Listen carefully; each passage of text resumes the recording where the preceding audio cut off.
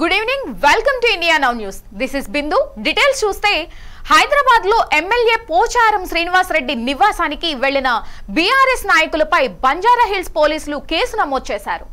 BRS మాజీ MLA Balka Suman తో పాటు మరో 11 మందిపై ఐపీసీ 353, 448 సెక్షన్ల కింద కేసు నమోదు చేసినట్లు పోలీసులు తెలిపారు.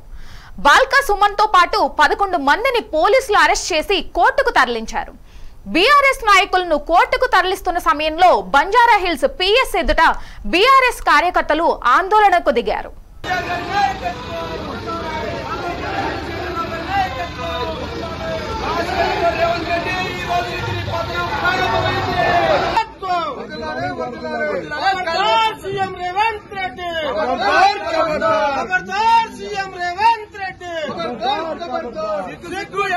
కాంగ్రెస్ పార్టీ ఫిరాయింపు రాజకీయాలు,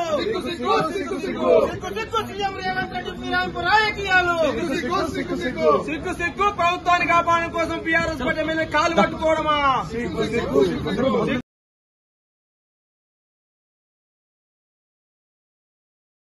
అవకతవకలు జరిగిన నీట్ పరీక్ష రద్దు చేయాలని నిర్మల్ జిల్లా కాంగ్రెస్ పార్టీ ఆధ్వర్యంలో నిరసన తెలిపారు. పేపర్ లీకేజీకి బాధ్యులైన వారిపై కఠిన చర్యలు తీసుకోవాలని డిమాండ్ చేశారు. ఈ సందర్భంగా డీసీసీ అధ్యక్షులు శ్రీహరిరావు మాట్లాడుతూ బీజేపీ పాలిత రాష్ట్రాల్లోనే పేపర్ లీకేజీ జరిగిందని, ఒకే పరీక్షా కేంద్రంలో 8 మందికి టాప్ ర్యాంక్ ఎలా వచ్చాయని ప్రశ్నించారు. విద్యార్థుల జీవితాలతో కేంద్ర ప్రభుత్వం ఆటలాడుతుందని మండిపడ్డారు. ఈ కార్యక్రమంలో municipal chairman Eshwar, MPP Rameshwar Reddy, Erravothu Rajender, TPCC సభ్యులు సదా సుదర్శన్ తదితరులు పాల్గొన్నారు.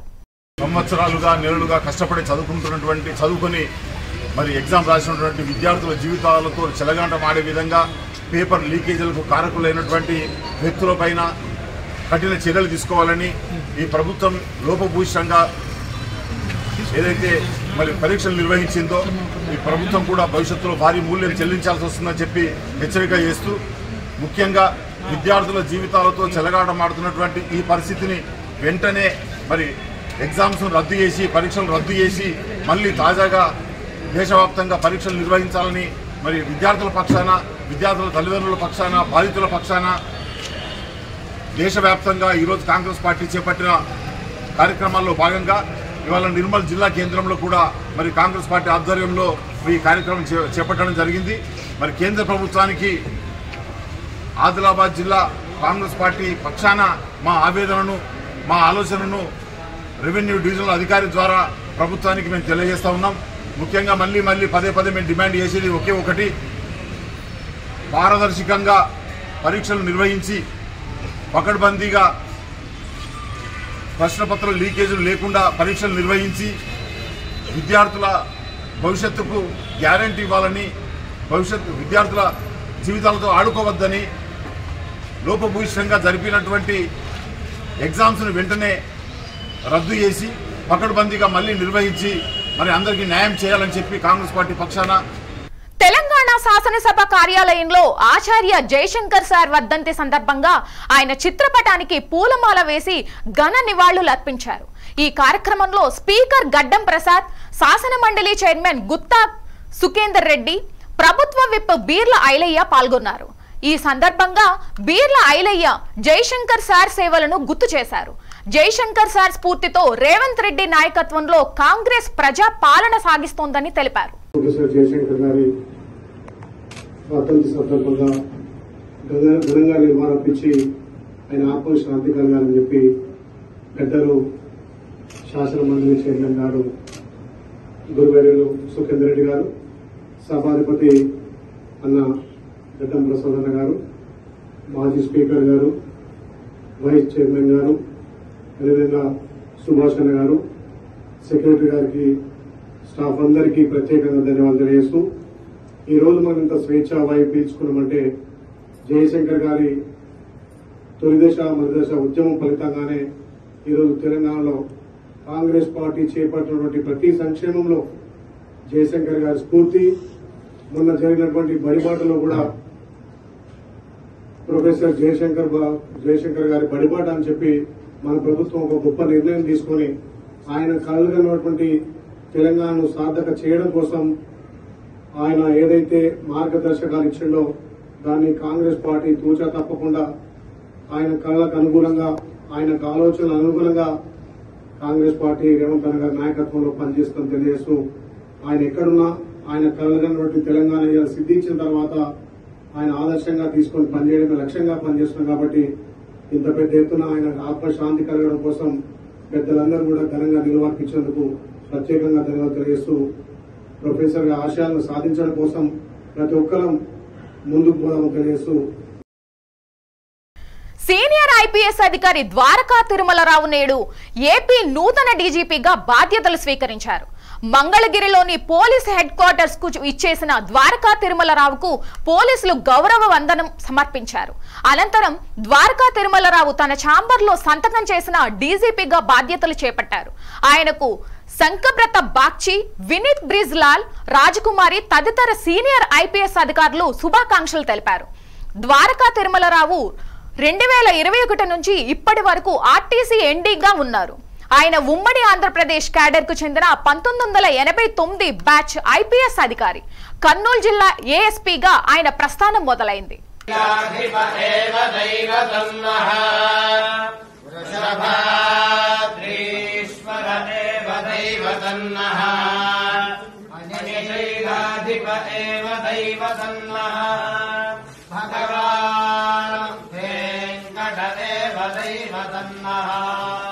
श्री श्रीनिवासः परदैवतन्नः श्री श्रीनिवासः परमन्धरन्नः श्रीवासाय मङ्गलम् शृणमानम् भवति शतायुः पुरुषश्रेन्द्रियः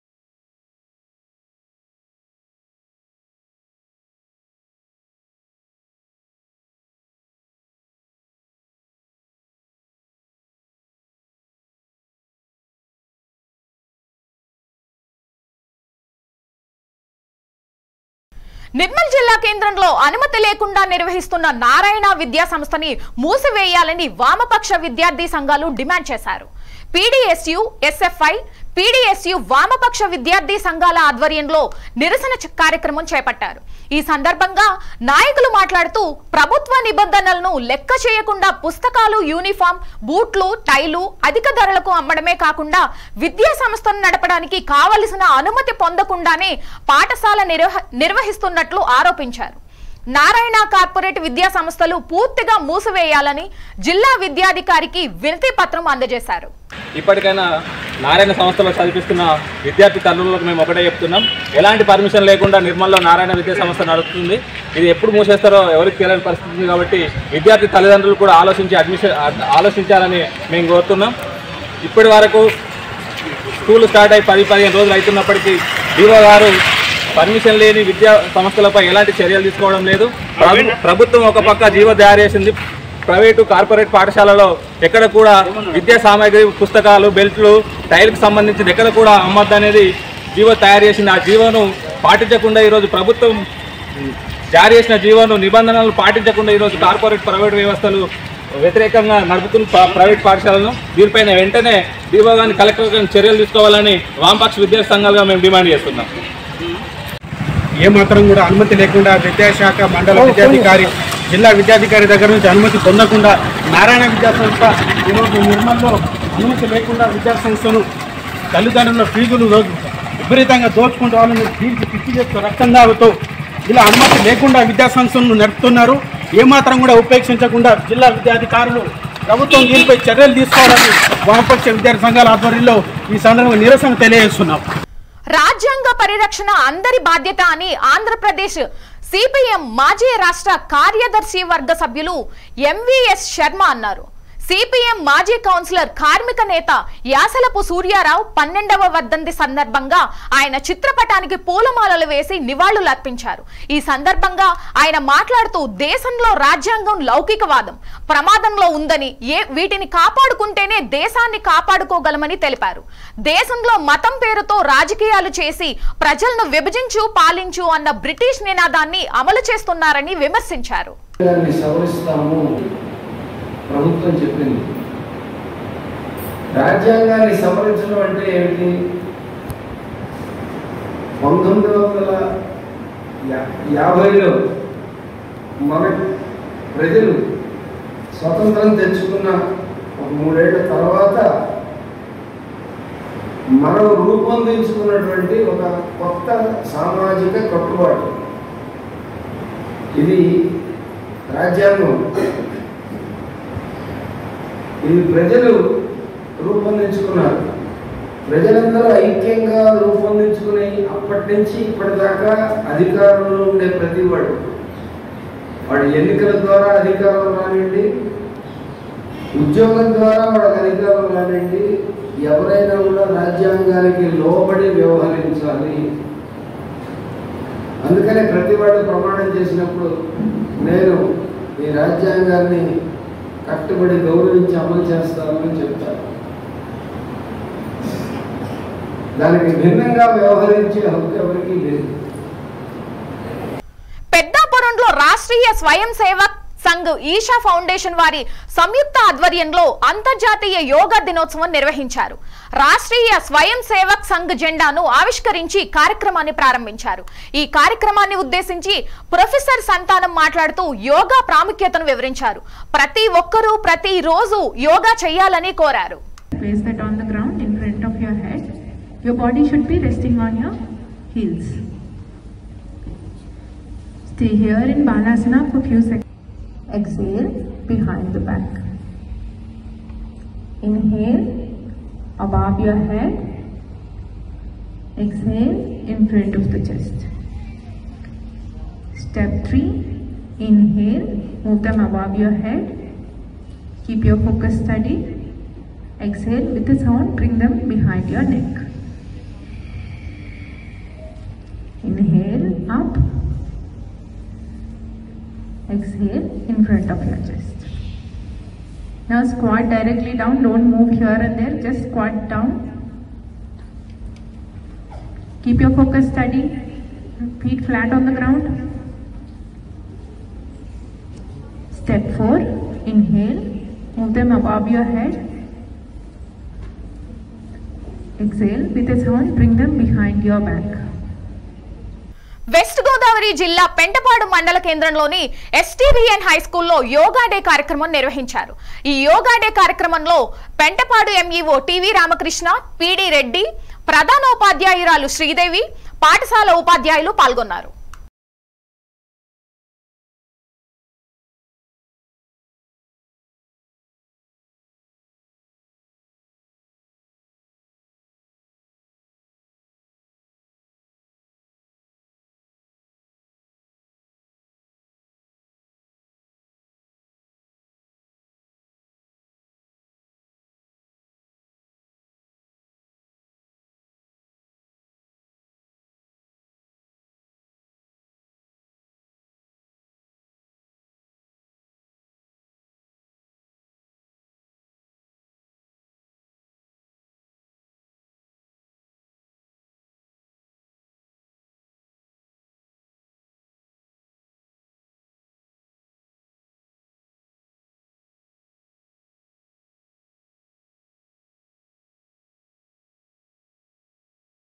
తెలంగాణ రాష్ట్రం కోసం అనుక్షణం తప్పించిన మహోన్నత వ్యక్తి ప్రొఫెసర్ జయశంకర్ సార్ అని డీసీసీ అధ్యక్షులు కూచాడి శ్రీహర్రావు కొనియాడారు. జయశంకర్ సార్ వర్ధంతి సందర్భంగా నిర్మల్ జిల్లా కేంద్రంలోని జయశంకర్ విగ్రహానికి పూలమాల వేసి నివాళులర్పించారు. తెలంగాణ సాధనను కళ్లారా చూడాలని ఎంతగానో కోరుకుని చివరికి అది తీరేలోపే కన్నుమూశారని ఆవేదన వ్యక్తం చేశారు. జయశంకర్ సార్ ఆశయ సాధనకు ప్రతి ఒక్కరూ కృషి చేయాలని పిలుపునిచ్చారు.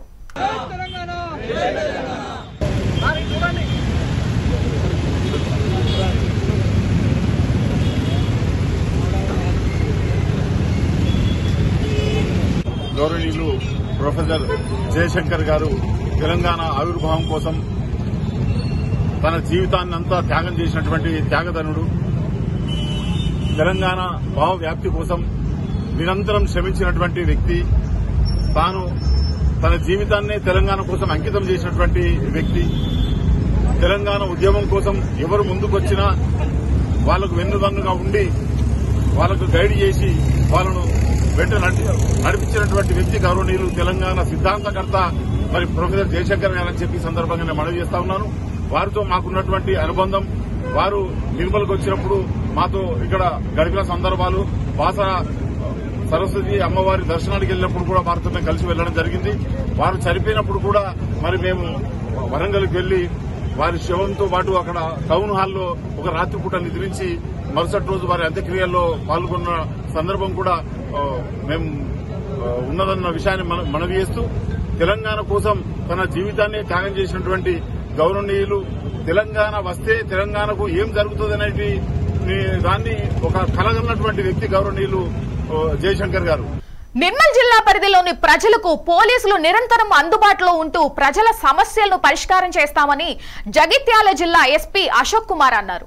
జిల్లా పరిధిలోని సామాన్యులను దృష్టిలో పెట్టుకుని వారికి భరోసా కలిగించే విధంగా పోలీస్ సింగ్ ఉంటుందని, శాంతి భద్రతలకు విఘాతం కలిగిస్తే సహించేది లేదని హెచ్చరించారు.